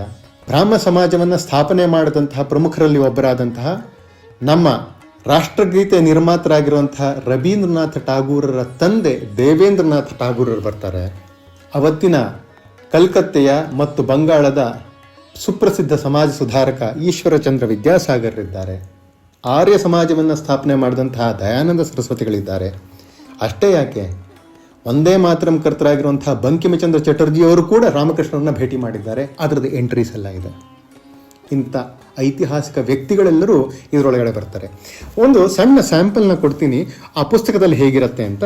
ಇವಾಗ ಪೂರ್ವಾರ್ಧದಲ್ಲಿ ಒಂದು ವಿಷಯ ಇದೆ. ಶ್ರೀರಾಮಕೃಷ್ಣರು ಕೈ ಕೀಲು ತಪ್ಪಿದ ಸನ್ನಿವೇಶದಲ್ಲಿ, ಪುಟ 396. ಅಂದರೆ ರಾಮಕೃಷ್ಣ ಒಂದ್ಸರ್ತಿ ಬಿದ್ದು ಕೈ ಮುರ್ಕೊಂಡ್ಬಿಟ್ಟಿರ್ತಾರೆ. ಅವತ್ತಿನ ದಿವಸ ಹೋಗಿ ಮಾಸ್ಟರ್ ಮಹಾಶಯ ದಕ್ಷಿಣೇಶ್ವರಕ್ಕೆ ಹೋಗಿರ್ತಾನೆ. ಅವತ್ತಿನ ದಿವಸ ಏನಾಯಿತು ಅಂತ ಒಂದೊಂದು ಎಂಟ್ರಿ ಇದೆ, ಅದನ್ನು ಓದ್ತೀನಿ ನೋಡಿ. 2 ಫೆಬ್ರವರಿ 1884, ಡೇಟ್ ಕರೆಕ್ಟಾಗಿ ಹೇಳಿದ್ದಾರೆ. ಮಾಘ ಶುಕ್ಲ ಷಷ್ಠಿ, ತಿಥಿ ಕೂಡ ಹೇಳಿದ್ದಾರೆ, ಶನಿವಾರವಂತೆ. ಪರಮಹಂಸರು ತಮ್ಮ ಕೊಠಡಿಯಲ್ಲಿ ಕುಳಿತುಕೊಂಡು ರಾಖಾಲ, ಮಹಿಮಚರಣ, ಹಾಜರ ಮತ್ತು ಇನ್ನೂ ಕೆಲವು ಭಕ್ತರೊಡನೆ ಮಾತುಕತೆ ಆಡ್ತಾ ಇದ್ದಾರೆ. ಗಂಟೆ ಅಪರಾಹ್ನ 3. ಮಾಸ್ಟರ್ ದಬ್ಬೆ, ಸಿಂಬಿ, ಮೆದು ಬಟ್ಟೆ, ಪಟ್ಟಿ ಇವುಗಳೊಡನೆ ಕೊಠಡಿಯನ್ನು ಪ್ರವೇಶಿಸಿ ಪರಮಹಂಸರಿಗೆ ಪ್ರಣಾಮ ಮಾಡ್ತಾ ಇದ್ದಾನೆ. ಒಂದು ದಿನ ಪರಮಹಂಸರು ಭಾವಾವಿಷ್ಟರಾಗಿ ಸರ್ವೆ ಮರಗಳ ಕಡೆಗೆ ಹೋಗುತ್ತಿದ್ದಾಗ ಅವರ ಜೊತೆಯಲ್ಲಿ ಯಾರೂ ಇಲ್ಲದಿದ್ದುದರಿಂದ ಬೇಲಿಯ ಹತ್ತಿರ ಬಿದ್ದು ಬಿಟ್ಟು ಅವರ ಎಡಗೈ ತೋಳಿನ ಒಂದು ಮೂಳೆ ಕೀಲು ತಪ್ಪಿಬಿಟ್ಟಿದೆ. ಶ್ರೀರಾಮಕೃಷ್ಣರು ಮಾಸ್ಟರ್ನಿಗೆ, ನಿನಗೇನು ದೇಹಾರೋಗ್ಯ ಸರಿ ಇಲ್ಲವೇ? ಈಗ ಶ್ರೀರಾಮಕೃಷ್ಣರು ಮಾಸ್ಟರಿಗೆ, ನಿನಗೇನು ದೇಹಾರೋಗ್ಯ ಸರಿಯಾಗಿರಲಿಲ್ವೇ? ಈಗ ಸರಿಯಾಗಿದೆ ತಾನೇ? ಮಾಸ್ಟರ್, ಹೌದು, ಈಗ ಸರಿಯಾಗಿದೆ. ಶ್ರೀರಾಮಕೃಷ್ಣರು ಮಹಿಮಚರಣ ಅಂತ ಇನ್ನೊಬ್ಬ ಶಿಷ್ಯ, ಒಳ್ಳೆಯದು, ನಾನು ಯಂತ್ರ, ಭಗವಂತ ಯಂತ್ರಿ ಆಗಿದ್ದರೆ ನನಗ್ಯಾಕೆ ಹೀಗಾಯಿತು? ಪರಮಹಂಸರು ಚಿಕ್ಕ ಮಂಚದ ಮೇಲೆ ಕುಳಿತುಕೊಂಡು ಮಹಿಮಚರಣನ ತೀರ್ಥಯಾತ್ರೆ ಸಂಬಂಧವಾಗಿ ಕೇಳ್ತಾ ಇದ್ದಾರೆ. ಪರಮಹಂಸರು ಮಗುವಿನ ಹಾಗೆ ಅಳುತ್ತಾ ಅಳುತ್ತಾ ಭಗವತಿಗೆ ಹೇಳುತ್ತಿದ್ದಾರೆ, ಹೇ ಬ್ರಹ್ಮಮಯಿ, ನನಗೇಕೆ ಹೀಗೆ ಮಾಡಿಬಿಟ್ಟೆ? ತೋಳು ಬಹಳವಾಗಿ ನೋಯ್ತಾ ಇದೆಯಲ್ಲ. ಭಕ್ತರ ಕಡೆ ನೋಡಿ, ಮತ್ತೆ ಸರಿಯಾಗ್ಬಿಡ್ತದೆಯೇ? ಭಕ್ತರು ಚಿಕ್ಕ ಮಗುವನ್ನು ಸಮಾಧಾನ ಪಡಿಸುವ ರೀತಿಯಲ್ಲಿ ಅವರಿಗೆ ಹೇಳ್ತಾ ಇದ್ದಾರೆ, ಖಂಡಿತ ಬೇಗ ಸರಿಯಾಗ್ಬಿಡತ್ತೆ. ಮಗು ಕಾಯಿಲೆಯಿಂದ ನರಳುತ್ತಾ ಇದ್ರೂ ಒಮ್ಮೊಮ್ಮೆ ಅದನ್ನು ಮರೆತು ನಗುವುದು, ಆಟವಾಡುವುದು, ಸುತ್ತಾಡುವುದು ಇವುಗಳನ್ನೆಲ್ಲ ಮಾಡೋದಿಲ್ಲವೇ? ಹಾಗೆ ಪರಮಹಂಸರು ವರ್ತಿಸ್ತಾ ಇದ್ದಾರೆ. ಶ್ರೀರಾಮಕೃಷ್ಣರು ಸಚ್ಚಿದಾನಂದನ ಸಾಕ್ಷಾತ್ಕಾರವನ್ನು ಪಡೆದುಕೊಳ್ಳದೆ ಇತ್ತು ಅಂದರೆ ಜೀವನ ಬರಿದೇ ವ್ಯರ್ಥ. ವಿವೇಕ ವೈರಾಗ್ಯಗಳಂತಹ ವಸ್ತು ಇನ್ನು ಬೇರೆ ಯಾವುದೂ ಇಲ್ಲ. ಸಂಸಾರಿಗಳ ಅನುರಾಗ ಬಹು ಕ್ಷಣಿಕ, ಕಾದ ಬಾಣಲಿಯ ಮೇಲೆ ಬಿದ್ದ ನೀರಿನ ಹನಿಯ ಹಾಗೆ. ಒಂದು ಹೂವನ್ನು ನೋಡಿ ಬಹುಶಃ ಆತ ಹೇಳಬಹುದು, ಆಹಾ, ಭಗವಂತನ ಸೃಷ್ಟಿ ಎಷ್ಟು ಅದ್ಭುತವಾದದ್ದು. ಪರಮಹಂಸರು ಭಗವತಿಯನ್ನು ಹೇಗೆ ಪ್ರಾರ್ಥಿಸಬೇಕು ಎಂಬುದನ್ನು ಹೀಗೆ ತೋರಿಸಿಕೊಡ್ತಾ ಇದ್ದಾರೆ. ರಾಮಕೃಷ್ಣರು, ನಾನು ಭಗವತಿಯನ್ನು ಈ ರೀತಿಯಾಗಿ ಪ್ರಾರ್ಥಿಸುತ್ತಾ ಇದ್ದೆ, ಹೇ ತಾಯಿ, ಹೇ ಆನಂದಮಯಿ, ನಿನ್ನ ದರ್ಶನವನ್ನು ಕೊಟ್ಟೇ ಕೊಡಬೇಕು. ಇನ್ನು ಕೆಲವು ವೇಳೆ ಪ್ರಾರ್ಥನೆ ಮಾಡ್ತಾ ಇದ್ದೆ, ಹೇ ದೀನನಾಥೆ, ಹೇ ಜಗನ್ನಾಥೆ, ನಾನು ನಿನ್ನ ಜಗತ್ತಿನಿಂದ ಹೊರಗೇನಿಲ್ಲ, ನಾನು ಜ್ಞಾನಹೀನ, ಸಾಧನಾಹೀನ, ಭಕ್ತಿಹೀನ, ನನಗೆ ಏನಂದ್ರೆ ಏನೂ ಗೊತ್ತಿಲ್ಲ, ಕೃಪೆ ಮಾಡಿ ನಿನ್ನ ದರ್ಶನವನ್ನು ನನಗೆ ಕೊಟ್ಟೇ ಕೊಡಬೇಕು ತಾಯಿ. ಓದ್ತಾ ಇತ್ತು ಅಂತ ಹೇಳಿದ್ರೆ, ಒಂದು ಕಾದಂಬರಿಯನ್ನು ಓದಿದಾಗ ಹೇಗೆ ಪಾತ್ರಗಳು ಕಣ್ಣು ಮುಂದೆ ಬರುತ್ತೋ, ಅಥವಾ ಒಂದು ನಾಟಕವನ್ನು ನೋಡ್ತಾ ಇದ್ದಂತಾಗ ಆ ಪಾತ್ರಗಳು ಹೇಗೆ ಅಳುವುದು, ನಗುವುದು ಮಾಡುತ್ತೋ, ಅದು ಈ ಪುಸ್ತಕವನ್ನು ಓದಿದಾಗ ಆಗುವಂತಹ ಅನುಭವ. ಅಷ್ಟು ಅದ್ಭುತವಾಗಿರುವಂತಹ ಅನುಭವ. ವಚನವೇದದಲ್ಲಿ ಏನೇನಿದೆ ಅನ್ನುವಂಥ ಪ್ರಶ್ನೆ ಏನಾದರೂ ಬಂತು ಅಂದರೆ ಅದಕ್ಕೆ ಕುವೆಂಪು ಅವರು ತುಂಬ ಚೆನ್ನಾಗಿ ಒಂದು ಮಾತು ಹೇಳ್ತಾರೆ, ಇಲ್ಲಿ ವೇದಾಂತ ದರ್ಶನಾದಿ ಸರ್ವಸಾರವಿದೆ ಅಂತ ಒಂದು ಲೈನ್ ಹೇಳ್ತಾರೆ. ವೇದಾಂತ ದರ್ಶನಗಳು ಹಾಗಾದ್ರೆ ಇದು ತುಂಬ ಕ್ಲಿಷ್ಟಕರವಾಗಿರುತ್ತಾ, ಸಂಸ್ಕೃತ ಭಾಷೆಯಲ್ಲಿರುತ್ತಾ, ನಮಗೆ ಅರ್ಥವಾಗದಿರುವಂಥ ಭಾಷೆಯಲ್ಲಿರುತ್ತಾ ಅಂತ ಕೇಳಿದ್ರೆ ಅಲ್ಲವೇ ಅಲ್ಲ. ಇದು ಅತ್ಯಂತ ಸುಲಭವಾದಂಥ ದೇಸಿ ಹಳ್ಳಿ ಭಾಷೆಯಲ್ಲಿರುತ್ತೆ. ಎಷ್ಟು ಸುಲಭವಾಗಿರುತ್ತೆ ಅಂತ ಹೇಳಿದ್ರೆ, ಇಲ್ಲಿ ತುಂಬ ಗಹನವಾಗಿರುವಂಥ ವಿಷಯಗಳೆಲ್ಲವೂ ತುಂಬ ಸರಳವಾದಂತಹ ಕಥೆಗಳು ಮತ್ತು ಉಪಮೆಗಳ ಮೂಲಕ ವಿವರಿಸಿರ್ತಾರೆ. ಹೇಗೆ ನೋಡಿ, ಒಂದು ಉದಾಹರಣೆ ಕೊಡ್ತೀನಿ. ಇವಾಗ ನಾವು ಸಂಸಾರದಲ್ಲಿ ಹೇಗಿರಬೇಕು ಅಂತ ಹೇಳಿದ್ರೆ, ಅದಕ್ಕೆ ರಾಮಕೃಷ್ಣ ಹೇಳ್ತಾರೆ, ಸಂಸಾರದಲ್ಲಿ ಹೇಗಿರಬೇಕು ಅಂತ ಹೇಳಿದ್ರೆ, ಈ ಹಲಸಿನ ಹಣ್ಣನ್ನು ಬಿಡಿಸೋದಕ್ಕಿಂತ ಮುಂಚೆ ಕೈಗೆ ಎಣ್ಣೆ ಹಚ್ಕೊಂಡು ಇರಬೇಕು. ಹೇಗೆ ಹಲಸಿನ ಹಣ್ಣನ್ನು ಬಿಡಿಸ್ಬೇಕಾದ್ರೆ ಕೈಗೆ ಎಣ್ಣೆ ಹಚ್ಕೊಂಡಾಗ ಆ ಅಂಟು ನಮಗೆ ಕೈಗೆ ಅಂಟೋದಿಲ್ವೋ, ಅದೇ ರೀತಿ ಭಕ್ತಿ ಮತ್ತು ವೈರಾಗ್ಯ ಅನ್ನುವಂತಹ ಎಣ್ಣೆಯನ್ನು ಕೈಗೆ ಹಚ್ಕೊಂಡು ಸಂಸಾರಕ್ಕೆ ನೀವು ಬಂದ್ರಿ ಅಂತ ಹೇಳಿದ್ರೆ, ಆಗ ಸಂಸಾರದ ಕೋಪತಾಪಗಳು ನಿಮಗೆ ಅಂಟೋದಿಲ್ಲ. ಜೀವನದಲ್ಲಿ ಹೇಗಿರಬೇಕು, ಅಂಟಿದರೂ ಅಂಟದ ಹಾಗೆ ಇರಬೇಕು ಅನ್ನೋದಕ್ಕೆ ಹೇಗೆ ಹೇಳ್ತಾರೆ ಅಂತ ಹೇಳಿದ್ರೆ, ಒಂದು ತಾವರೆ ಎಲೆಯ ಮೇಲಿರುವಂತಹ ನೀರಿನ ಬಿಂದುವಿನ ಹಾಗೆ ಇರಬೇಕು. ಅದು ತಾವರೆ ಎಲೆಯ ಮೇಲೆ ಇರುತ್ತೆ, ಆದರೆ ಅಂಟಿದ ಹಾಗೆ ಇರೋದಿಲ್ಲ. ಹಾಗೆ ನೀವು ಕೂಡ ಜೀವನದಲ್ಲಿ ಎಲ್ಲ ಕೆಲಸವನ್ನೂ ಮಾಡಬೇಕು, ಆದರೆ ಯಾವುದಕ್ಕೂ ನೀವು ಸಿಕ್ಕಾಕೊಳ್ಬಾರ್ದು. ಈ ಥರದ್ದೊಂದು ಉದಾಹರಣೆ ಕೊಡ್ತಾರೆ. ಮತ್ತು ಒಬ್ಬ ನಿಜವಾದ ಭಕ್ತ ದೇವರನ್ನು ಹೇಗೆ ಯಾವಾಗಲೂ ಪ್ರಾರ್ಥನೆ ಮಾಡ್ತಾ ಇರ್ತಾನೆ ಅನ್ನೋದಕ್ಕೆ ತುಂಬ ಒಳ್ಳೆ ಕಥೆ ಹೇಳ್ತಾರೆ. ಈಗ ನಗರಗಳಲ್ಲಿ ಚಿಕ್ಕ ಚಿಕ್ಕ ಮಕ್ಕಳನ್ನ ನೋಡ್ಕೊಳ್ಳೋದಕ್ಕೆ ಅಂತ ಹಳ್ಳಿಯಿಂದ ಬಂದಿರ್ತಾರೆ, ಆಯಗಳು ಬಂದಿರ್ತಾರೆ. ಅವರು ಆ ಯಜಮಾನನ ಮಗುನ ನನ್ನ ರಾಜ, ನನ್ನ ಚಿನ್ನ ಅಂತ ಎಲ್ಲ ಮುದ್ದಾಡ್ತಾ ಇದ್ರು ಕೂಡ ಅವರ ಮನಸ್ಸು ಯಾವಾಗಲೂ ಹಳ್ಳಿಯಲ್ಲಿ ತಾವು ಬಿಟ್ಟು ಬಂದಿರುವಂಥ ತಮ್ಮ ಮಗುವಿನ ಮೇಲೆ ಇರುತ್ತೆ ಮನಸ್ಸು. ಹಾಗೆಯೇ ನೀವು ಹೊರಗಡೆ ಏನೆಲ್ಲ ಕೆಲಸಗಳನ್ನು ಮಾಡ್ತಾ ಇದ್ರೂ ಕೂಡ ನಿಮ್ಮ ಮನಸ್ಸನ್ನು ಯಾವಾಗಲೂ ಭಗವಂತನ ಪಾದಾರವಿಂದದಲ್ಲಿ ಇಟ್ಟುಬಿಟ್ರೆ ಅವಾಗ ನಿಮಗೆ ತೊಂದರೆ ಇರೋದಿಲ್ಲ. ಅಯ್ಯೋ, ನಾವಿಷ್ಟೊಂದೆಲ್ಲ ಪಾಪ ಮಾಡಿದ್ದೀವಿ, ನಾವಿಷ್ಟೊಂದೆಲ್ಲ ತೊಂದರೆಗಳಿವೆ, ನಾವಿಷ್ಟೊಂದೆಲ್ಲ ಕೆಟ್ಟ ಕೆಲಸಗಳನ್ನು ಮಾಡಿದ್ದೀವಿ, ನಮಗೆ ಮುಕ್ತಿ ಇದೆಯಾ ಅಂತ ಏನಾದರೂ ಪ್ರಶ್ನೆಗಳನ್ನು ಹೀಗೆ ರಾಮಕೃಷ್ಣನ್ನೇ ಕೇಳಿದ್ದಾರೆ. ಅದಕ್ಕೆ ಏನು ಉತ್ತರ ಕೊಡ್ತಾರೆ ಅಂತ ಹೇಳಿದ್ರೆ, ನೋಡಿ, ಒಂದು ಕತ್ತಲೆ ಕೋಣೆಯೊಳಗೆ ಸಾವಿರಾರು ವರ್ಷಗಳಿಂದ ಕತ್ತಲೆ ಇರುತ್ತೆ ಅಂತ ಅಂದ್ಕೊಳ್ಳಿ. ಆದರೆ ಆ ಕತ್ತಲೆ ಕೋಣೆಯೊಳಗೆ ಒಂದು ದೀಪವನ್ನು ತೆಗೆದುಕೊಂಡು ಹೋದ ತಕ್ಷಣ ಆ ಕತ್ತಲೆ ಕೋಣೆಯಲ್ಲಿರುವಂತಹ ಕಗ್ಗತ್ತಲು ಹಂತ ಹಂತವಾಗಿ ಹೋಗುತ್ತೋ, ಅಥವಾ ದೀಪವನ್ನು ಹಚ್ಚಿದ ತಕ್ಷಣ ಕತ್ತಲೆ ಮಾಯ ಆಗಿಬಿಡುತ್ತೋ, ಹಾಗೆಯೇ ಜ್ಞಾನ ಅನ್ನೋದು ಒಂದು ಸರ್ತಿ ನಿಮ್ಮ ಹೃದಯದೊಳಗೆ ಬಂತು ಅಂತ ಹೇಳಿದ್ರೆ ಅಜ್ಞಾನ ಅನ್ನೋಂತಹ ಕತ್ತಲೆ ಹೋಗಿಬಿಡುತ್ತೆ.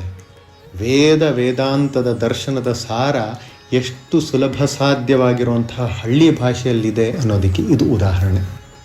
ನಮ್ಮ ಸುಕೃತ ಏನು ಅಂತ ಹೇಳಿದ್ರೆ, ಸುಮಾರು ಈಗ ಒಂದು 15-18 ವರ್ಷಗಳ ಹಿಂದೆ ಶ್ರೀರಾಮಕೃಷ್ಣರ ಪ್ರಸಿದ್ಧವಾದ ಕಥೆಗಳು, ಈ ವಚನವೇದದಲ್ಲಿರುವಂತಹ ಪ್ರಸಿದ್ಧವಾದ ಕಥೆಗಳನ್ನೇ ನಾವು ಸರಗೂರಿನ ಸುತ್ತಮುತ್ತ ಶ್ರೀರಾಮಕೃಷ್ಣರ ದೃಷ್ಟಾಂತ ಕಥೆಗಳು ಅನ್ನುವಂಥ ಒಂದು ವಿಡಿಯೋವನ್ನು ಶೂಟ್ ಮಾಡಿದ್ವಿ. ಅದು ಯೂಟ್ಯೂಬಲ್ಲಿ ಕೂಡ ಲಭ್ಯ ಇದೆ, ದಯವಿಟ್ಟು ಸಾಧ್ಯ ಆದರೆ ನೋಡಿ. ಆವಾಗ ನಿಮಗೆ ಅರ್ಥ ಆಗತ್ತೆ ರಾಮಕೃಷ್ಣರು ಅತ್ಯಂತ ಜಟಿಲವಾದಂತಹ ವಿಷಯಗಳನ್ನು, ಉಪನಿಷತ್ತು, ಫಿಲಾಸಫಿಯನ್ನು ಎಷ್ಟು ಸರಳವಾದಂತಹ ಭಾಷೆಯಲ್ಲಿ ಹಳ್ಳಿಗಾಡಿನ ಜನರಿಗೂ ಅರ್ಥವಾಗುವ ಹಾಗೆ ಹೇಳಿದ್ದಾರೆ. ಅದಕ್ಕೆ ಕುವೆಂಪು ಹೇಳ್ತಾರೆ, ಓದು ಬರುವ ಅತ್ಯಂತ ಸಾಮಾನ್ಯನು ಇದನ್ನು ಓದಿದ ಮೇಲೆ ಯಾವ ಪಂಡಿತನಿಗೂ ಕರುಬುವ ಅವಶ್ಯಕತೆ ಇಲ್ಲ, ಯಾವ ವಿದ್ವತ್ಪೂರ್ಣವಾದ ತತ್ವಜ್ಞಾನಿಗೂ ಕೀಳೆಂದು ನಾಚಬೇಕಾಗಿಲ್ಲ ಅಂತ. ಇದು ಈ ಪುಸ್ತಕದ ಸ್ವಾರಸ್ಯ, ಇದು ಈ ಪುಸ್ತಕದ ಮಹತ್ವ. ಕನ್ನಡ ಸಾಹಿತ್ಯ ಜಗತ್ತಿನಲ್ಲೂ ಕೂಡ ಶ್ರೀರಾಮಕೃಷ್ಣ ವಚನವೇದ ಅನ್ನುವಂತಹ ಈ ಪುಸ್ತಕಕ್ಕೆ ಅದರದ್ದೇ ಆದಂತಹ ಮಹತ್ವ ಇದೆ. ಬಹುಶಃ ಇದೊಂದೇ ಪುಸ್ತಕ ಇರಬೇಕು ನಮ್ಮ ನಾಡಿನ ಇಬ್ಬರು ರಾಷ್ಟ್ರಕವಿಗಳು ಕೆಲಸ ಮಾಡಿರುವಂತಹ ಪುಸ್ತಕಗಳು. ಕುವೆಂಪು ಅವರು, ರಾಷ್ಟ್ರಕವಿ ಕುವೆಂಪು ಅವರು ಇದಕ್ಕೆ ಮುನ್ನುಡಿಯನ್ನು ಬರೆದಿದ್ದರೆ, ರಾಷ್ಟ್ರಕವಿ GS ಶಿವರುದ್ರಪ್ಪನವರು ಇದರಲ್ಲಿರುವಂತಹ ಅನೇಕ ಬೆಂಗಾಲಿ ಕವಿತೆಗಳನ್ನು ಅತ್ಯಂತ ಸುಂದರವಾಗಿ ಕನ್ನಡದಲ್ಲಿ ಅನುವಾದ ಮಾಡಿದ್ದಾರೆ. ಅಷ್ಟೇ ಅಲ್ಲ, ಕನ್ನಡದ ಮಹಾನ್ ಮೇಧಾವಿ ಪಂಡಿತರಾದಂತಹ ತೀನಂ ಶ್ರೀಕಂಠಯ್ಯ, ಡಾಕ್ಟರ್ ಪ್ರಭುಶಂಕರ ಮತ್ತು SP ಪರಮೇಶ್ವರ ಭಟ್ರು, ಇಂತಹ ಕನ್ನಡದ ಪ್ರಭೃತಿಗಳೆಲ್ಲ ಈ ವಚನವೇದವನ್ನು ಇಂಗ್ಲಿಷ್ ಮತ್ತು ಬೆಂಗಾಲಿಯಿಂದ ಕನ್ನಡಕ್ಕೆ ತರ್ಜುಮೆ ಮಾಡಿದ್ದಾರೆ. One of the finest examples of translations in Kannada. ಬೇರೆ ಭಾಷೆಯ ಗದ್ಯವನ್ನು ಸಮರ್ಥವಾಗಿ ಅನುವಾದವನ್ನು ಮಾಡಬಹುದು ಅನ್ನೋದಕ್ಕೆ ಏನಾದರೂ ಒಂದು ಪುರಾವೆ ಇದ್ದರೆ ಅದು ಶ್ರೀರಾಮಕೃಷ್ಣ ವಚನವೇದ. ಹಾಗಾಗಿ ಸಾಹಿತ್ಯಾಸಕ್ತರಿಗೂ ಕೂಡ ಇದು ಬಹಳ ಮುಖ್ಯ. ಹಾಗಾದರೆ ಈ ವಚನವೇದವನ್ನು ಓದೋದು ಹೇಗೆ? ಬಹಳಷ್ಟು ಜನರು ಬಹಳ ರೀತಿಯಲ್ಲಿ ಈ ವಚನವೇದವನ್ನು ಓದ್ತಾರೆ. ಫಾರ್ ಎಕ್ಸಾಂಪಲ್, ಕೆಲವರು ಏನು ಮಾಡ್ತಾರೆ ಅಂತ ಹೇಳಿದ್ರೆ, ಕೆಲವರು ಈ ವಚನವೇದದಲ್ಲಿ ಇಂತಿಂಥ ದಿವಸಗಳದ್ದು ಡೇಟ್ ಇರುತ್ತೆ, ಆ ಡೇಟ್ನ ಅವರ ಕ್ಯಾಲೆಂಡರ್ಲಿ ಮಾರ್ಕ್ ಮಾಡ್ಕೊಂಡಿರ್ತಾರೆ. ಅಂದರೆ ಫೆಬ್ರವರಿ 8ನೇ ತಾರೀಕು, ಮಾರ್ಚ್ 11ನೇ ತಾರೀಕು, ಏಪ್ರಿಲ್ 20ನೇ ತಾರೀಕು, ಇಸವಿ ಯಾವುದೇ ಇರಬಹುದು. ಆ ದಿನಾಂಕದಲ್ಲಿ ಯಾವ ಗಂಟೆಯನ್ನು, ಯಾವ ಗಳಿಗೆಯಲ್ಲಿ ಮಾಸ್ಟರ್ ಮಹಾಶಯ ಅವರ ಎಂಟ್ರಿ ಆಗಿದೆಯೋ ಅದರ ಆ ಸಮಯದಲ್ಲಿ ಕೂತ್ಕೊಂಡು ಈ ವಚನವೇದ ಪುಸ್ತಕವನ್ನು ಓದ್ತಾ ಇರ್ತಾರೆ. ಆ ಪರ್ಟಿಕ್ಯುಲರ್ ದಿವಸದಲ್ಲಿ ಆ ಘಟನೆ ಏನು ಅಂತ ನಡೀತು ಅಂತ. ಅವಾಗ ಅವ್ರಿಗೆ ಸುಮಾರು ಇವತ್ತಿನಿಂದ ಅಂದರೆ ತಾನು ಓದ್ತಾ ಇರುವಂತಹ ದಿನಾಂಕದಿಂದ ಒಂದು 120-130 ವರ್ಷಗಳ ಹಿಂದೆ ನಡೆದಂತಹ ಘಟನೆ ಆ ಕ್ಷಣದಲ್ಲೇ ಅವನ ಕಣ್ಮುಂದೆ ಬರೋ ಹಾಗಾಗತ್ತೆ. ಇದನ್ನು ಓದುವಂಥವ್ರು ಒಂದು ರೀತಿ. ಇನ್ನು ಕೆಲವರು ಏನು ಮಾಡ್ತಾರೆ ಗೊತ್ತಾ, ವಚನವೇದದ ಒಂದು ಪುಸ್ತಕ, ಒಂದು ದಿನದ ಘಟನಾವಳಿಯನ್ನು ಅಥವಾ ಒಂದು ವಿಷಯವನ್ನು ಓದಿ ಅದನ್ನು ಮನನ ಮಾಡ್ತಾರೆ, ದಿನಗಟ್ಟಲೆ ಮನನ ಮಾಡ್ತಾರೆ. ಅದನ್ನು ನಿಜ ಜೀವನದಲ್ಲಿ ಅಳವಡಿಸ್ಕೊಳ್ಳೋದಕ್ಕೆ ಸಾಧ್ಯವೇ ಅಂತ ಪ್ರಯತ್ನ ಪಡ್ತಾರೆ. ಮೂರನೇದು, ನಾನು ಇನ್ನೂ ಕೆಲವರನ್ನ ನೋಡಿದ್ದೇನೆ, ಯಾರಿಗಾದ್ರೂ ತಮ್ಮ ಜೀವನದಲ್ಲಿ ತುಂಬ ಕಷ್ಟ ಬಂದಿರುತ್ತೆ ಅಥವಾ ಯಾವುದೋ ಒಂದು ಬಿಡಿಸಲಾರದಂತಹ ಕಗ್ಗಂಟು ಅಥವಾ ಸಮಸ್ಯೆ ಇತ್ತು ಅಂತ ಹೇಳಿದ್ರೆ ಕಣ್ಣು ಮುಚ್ಚಿಕೊಂಡು ವಚನವೇದದ ಯಾವುದೋ ಒಂದು ಪುಸ್ತಕದ ಒಂದು ಪುಟವನ್ನು ಓಪನ್ ಮಾಡ್ತಾರೆ. ಆ ಪುಟವನ್ನು ಓದಿ ಬಹಳಷ್ಟು ನನಗೆ ಹೇಳಿರೋದು ಉಂಟು, ತಾವು ಯಾವ ಸಮಸ್ಯೆಯನ್ನು ಎದುರಿಸೋದಕ್ಕಾಗದೆ ಒದ್ದಾಡ್ತಾ ಇದ್ವು ಆ ಸಮಸ್ಯೆಗೆ ಹೇಗೋ ಅದರಲ್ಲಿ ಉತ್ತರ ಸಿಕ್ಕಿದೆ, ಅಥವಾ ಆ ಸಮಸ್ಯೆಯನ್ನು ಎದುರಿಸೋದಕ್ಕೆ ನಮಗೆ ಏನು ಶಕ್ತಿ ಬೇಕೋ ಆ ಶಕ್ತಿ ಆ ಪುಟದಲ್ಲಿ ಇದೆ ಅಂತ ಕೂಡ ನನಗೆ ಬಹಳಷ್ಟು ಜನ ಹೇಳಿದ್ದಾರೆ. ಹೀಗೆ ವಚನವೇದವನ್ನು ಬಹಳ ಜನ 100 ವರ್ಷಗಳಿಂದ, 1 ಶತಮಾನಕ್ಕೂ ಹೆಚ್ಚು ವರ್ಷ, 1.25 ಶತಮಾನಗಳಿಂದ ವಚನವೇದವನ್ನು ಬೇರೆ ಬೇರೆ ದೇಶಗಳ ಬೇರೆ ಬೇರೆ ವ್ಯಕ್ತಿಗಳು ತಮ್ಮ ನಿಜ ಜೀವನದಲ್ಲಿ, ತನ್ನ ದಿನನಿತ್ಯ ಜೀವನದಲ್ಲಿ ಒಂದು ಅವಿಭಾಜ್ಯ ಅಂಗವನ್ನಾಗಿ ಮಾಡಿಕೊಂಡಿದ್ದಾರೆ. ಅದಕ್ಕೆ ಕುವೆಂಪು ಒಂದು ಮಾತು ಹೇಳೋದು, ಶ್ರೀರಾಮಕೃಷ್ಣ ವಚನವೇದವೆಂದರೆ ಅದೊಂದು ಕರತಲ ದೇವಸ್ಥಾನ, ಕರತಲ ತಪೋರಂಗ, ಕರತಲ ಪುಣ್ಯಕ್ಷೇತ್ರ ಅಂತ. ಕರತಲ ದೇವಸ್ಥಾನ ಅಂತೆ, ಕೈಯಲ್ಲಿ ಹಿಡ್ಕೊಂಡಿರುವಂತಹ ದೇವಸ್ಥಾನ ಅಂತೆ, ಕೈಯಲ್ಲಿರುವಂತಹ ತಪೋರಂಗವಂತೆ, ಕೈಯಲ್ಲಿರುವಂತಹ ಪುಣ್ಯಕ್ಷೇತ್ರವಂತೆ, ಕಾಶಿ ಗಯಾ ಬದರಿ ಥರದೊಂದು ಪುಣ್ಯಕ್ಷೇತ್ರವಂತೆ. ಇದು ಇಷ್ಟು ಮಹತ್ವವಾಗಿರುವಂತಹ ಕೃತಿಯನ್ನು ನಾವು ಈಗಲಾದರೂ ಬಹಳಷ್ಟು ಜನ ಈಗಾಗಲೇ ಓದುವುದಕ್ಕೆ ಶುರು ಮಾಡಿರ್ತೀರ. ಯಾರ್ಯಾರು ಓದುವುದಕ್ಕೆ ಶುರು ಮಾಡಿರಲ್ವೋ ದಯವಿಟ್ಟು ಈ ಪುಸ್ತಕಗಳನ್ನು ತೆಗೆದುಕೊಂಡು ಬನ್ನಿ. ಕನ್ನಡದ ಸೇವೆಯನ್ನು ಮಾಡಿದ ಹಾಗಾಗುತ್ತೆ. ನಿಮ್ಮ ಮನೆಯಲ್ಲಿ ನಿಮಗೆ ಸಮಯ ಸಿಕ್ಕಾದಾಗ ಮಕ್ಕಳಿಗೆ ಓದೋದಕ್ಕೆ ಹೇಳಿ. ಅದನ್ನು ಓದೋದ್ರಿಂದ ಮಕ್ಕಳಲ್ಲಿ ಒಬ್ಬ ನಿಜವಾದಂತಹ ಒಬ್ಬ ಕಾದಂಬರಿಕಾರ ಅಥವಾ ನಾಟಕಕಾರ ಹೇಗೆ ಬರೀಬೇಕೋ ಆ ಥರ ಬರೆಯೋದು ಹೇಗೆ ಅನ್ನೋದು ಇದರಿಂದ ತಿಳಿಯುತ್ತೆ. ಭಾಷೆ ಇಂಪ್ರೂವ್ ಆಗುತ್ತೆ. ನಿಮಗೆ ಹಿರಿಯರಿಗೆ ಗಹನವಾದಂತಹ ಜಟಿಲವಾದಂತಹ ವಿಷಯಗಳೆಲ್ಲವೂ ಸರಳವಾಗಿ ಅರ್ಥವಾಗುತ್ತೆ. ಮಕ್ಕಳಿಗಂತೂ ಬಿದ್ದು ಬಿದ್ದು ನಕ್ಕುವಷ್ಟು ಹಾಸ್ಯ ಪ್ರಸಂಗಗಳು ಇದರೊಳಗಡೆ ಇದೆ, ಕಥೆಗಳಿವೆ. ಹೀಗಾಗಿ ಎಲ್ಲರಿಗೂ ಎಲ್ಲ ಕಾಲಕ್ಕೂ ಸಲ್ಲುವಂತಹ ಒಂದು ಪುಸ್ತಕ ಶ್ರೀರಾಮಕೃಷ್ಣ ವಚನವೇದ. ಬಹುಶಃ ಈ ಕಾರಣಕ್ಕೋಸ್ಕರವಾಗಿಯೇ ಇರಬೇಕು ಕುವೆಂಪು ಅವರು ತಮ್ಮ ಜೀವನದಲ್ಲಿ ಒಂದು ಎಕ್ಸೆಪ್ಷನ್ ಮಾಡ್ಕೊಂಡಿದ್ದು, ಎಂದೂ ಬರೆಯದ ಮುನ್ನುಡಿಗಳಲ್ಲಿ ಈ ಪುಸ್ತಕಕ್ಕೋಸ್ಕರ ಅಂತಲೇ ಮುನ್ನುಡಿಯನ್ನು ಬರೆದಿದ್ದಿರಬೇಕು. ಅದಕ್ಕೋಸ್ಕರ ಈ ಶ್ರೀರಾಮಕೃಷ್ಣರ 188ನೆಯ ಜನ್ಮದಿನದ ಈ ಶುಭ ಗಳಿಗೆಯಲ್ಲಿ ಈ ಪುಸ್ತಕದ ಬಗ್ಗೆ ಒಂದಿಷ್ಟು ಮಾತನಾಡಿ, ಇವತ್ತಿನಿಂದ ಮುಂದಿನ 1 ವರ್ಷದ ಒಳಗೆ ಇದನ್ನು ಕೇಳುವಂತಹ ಶ್ರೋತೃಗಳ ಮನೆಯಲ್ಲಿ ಪುಸ್ತಕ ಬಂದು ಆ ಮನೆಗಳೆಲ್ಲ ಕರತಲ ತಪೋರಂಗ, ಕರತಲ ದೇವಸ್ಥಾನ, ಕರತಲ ಪುಣ್ಯಕ್ಷೇತ್ರವಾಗಲಿ ಅನ್ನುವಂಥ ಒಂದು ಆಶಯ ನನ್ನಲ್ಲಿದೆ. ಈ ಮುನ್ನುಡಿಯನ್ನು ಬರೆದಂತಹ ಕುವೆಂಪು ಮತ್ತು ಕಥಾಮೃತವನ್ನು ಬರೆದಂತಹ ಇವರಿಬ್ಬರ ನಡುವೆ ಕೂಡ ಒಂದು ತುಂಬ ಸ್ವಾರಸ್ಯಕರವಾಗಿರುವಂತಹ ಘಟನೆ ಇದೆ. ಆ ಘಟನೆಯನ್ನು ಹೇಳುವುದರ ಮೂಲಕ ಈ ಮಾತನ್ನು ಮುಗಿಸ್ತಾ ಇದ್ದೇನೆ. ಕುವೆಂಪು ಅವರು ಶ್ರೀ ಅಥವಾ ಮಹೇಂದ್ರನಾಥ ಗುಪ್ತ ಅಥವಾ ಮಾಸ್ಟರ್ ಮಹಾಶಯರನ್ನು ಅವರ ಜೀವಂತ ಕಾಲದಲ್ಲೇ ಭೇಟಿ ಮಾಡಿದರು. ಕುವೆಂಪು ಅವರು 1928ಕ್ಕೆ ಮೈಸೂರಿನಿಂದ ಕಲ್ಕತ್ತೆಗೆ ಹೋಗಿರ್ತಾರೆ. ಕಲ್ಕತ್ತೆಗೆ ಹೋದಾಗ ಕಥಾಮೃತದ ಕರ್ತೃ ಅವರನ್ನೇ ಭೇಟಿ ಮಾಡಬೇಕು ಅಂತ ಅವರ ಮನೆಗೆ ಹೋಗ್ತಾರೆ. ಆವಾಗ ಅವರು ಹಣ್ಣು ಮುದುಕ, 83-84 ವರ್ಷದ ವಯೋವೃದ್ಧರು. ಅವರ ಉಪ್ಪರಿಗೆಯ ಮೇಲೆ ಕೂತ್ಕೊಂಡು ಕುವೆಂಪು ಅವರು ಕನ್ನಡದಲ್ಲಿ ರಾಮಕೃಷ್ಣರ ಬಗ್ಗೆ ಬರೆದಿರುವಂತಹ ಒಂದು ಕವನವನ್ನು ಮಾಸ್ಟರ್ ಮಹಾಶಯವರಿಗೆ ಓದಿ ಹೇಳ್ತಾರೆ.